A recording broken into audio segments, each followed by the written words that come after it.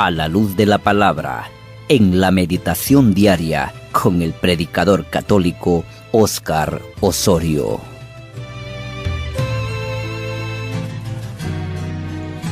La paz y la esperanza de nuestro Señor Jesucristo esté con cada uno de ustedes, queridos hermanos y hermanas. Unidos en oración, digámosle al Señor: instrúyenos en tus sendas, por la acción del Espíritu Santo, para que teniendo en cuenta tu palabra, seamos signo de tu presencia en el mundo, por Jesucristo nuestro Señor. Amén. La decisión es tuya. La decisión. Que Dios le bendiga a usted. Si usted tiene una Biblia a mano, abra la Sagrada Escritura en el Evangelio de San Lucas, capítulo 9, versículos del 18 al 22. San Lucas, capítulo 9, versículos 18 al 22. Si no tiene a mano una Biblia, preste atención. Como siempre digo, afine el oído. Dice el texto: un día, Jesús se había apartado un poco para orar, pero sus discípulos estaban con él. Entonces les preguntó: según el parecer de la gente, ¿quién soy yo? Ellos contestaron: unos dicen que eres Juan Bautista, otros que Elías, y otros que eres alguno de los profetas antiguos que ha resucitado. Entonces les preguntó: ¿y ustedes? ¿Quién dicen que soy yo? Pedro respondió: tú eres el Cristo de Dios. Jesús les hizo esta advertencia: no se lo digan a nadie. Y les decía: el Hijo del Hombre tiene que sufrir mucho y ser rechazado por las autoridades judías, por los jefes de los sacerdotes y por los maestros de la ley.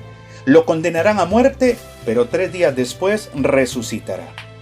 Hagamos reflexión de este texto precioso del Evangelio de San Lucas. Pedro hace lo que se conoce comúnmente una proclamación de fe, hace una declaración de fe.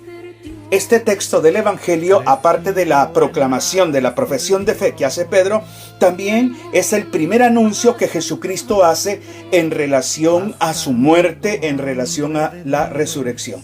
Es válido resaltar en el versículo 18 cuando dice: un día Jesús se había apartado un poco para orar.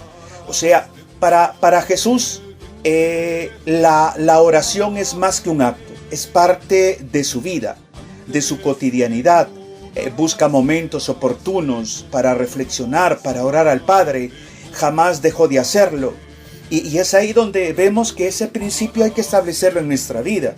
Llevar una vida de oración, entendiendo que la oración es más que un acto, es una vivencia, es una experiencia. Y ahí entonces nos dará la capacidad de dar la respuesta a la pregunta que Jesús hará a los discípulos de manera directa.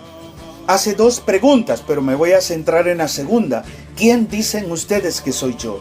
Y Pedro, movido por el Espíritu Santo, Pedro, desde su experiencia de fe, le dice: tú eres el Cristo, tú eres el Cristo, el Mesías de Dios.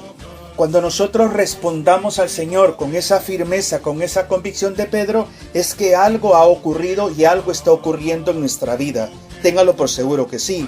Y Pedro dijo: eres el Mesías, eres el Cristo, no porque lo había leído en un papiro, sino por su experiencia personal, por su experiencia de prestar atención a las enseñanzas de Jesús, por caminar con Él día a día, momento a momento.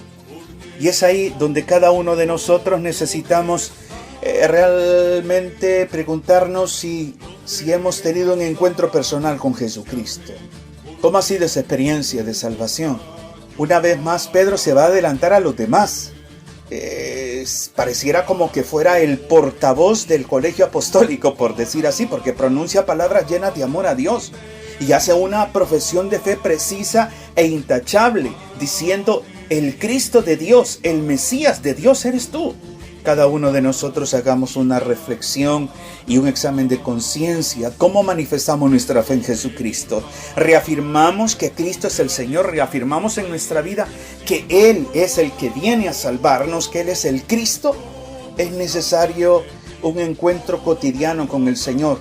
Todos los días, cada momento. Este momento que estás escuchando esta reflexión es un momento oportuno para que al terminar tú hagas una breve oración y le digas: Jesús, tú eres mi Señor y declaro tu presencia en mi vida.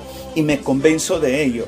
Nosotros como cristianos deberemos tener muy claramente en nuestra mente y corazón quién es Jesucristo. Dios te bendice. A tus hermanos deja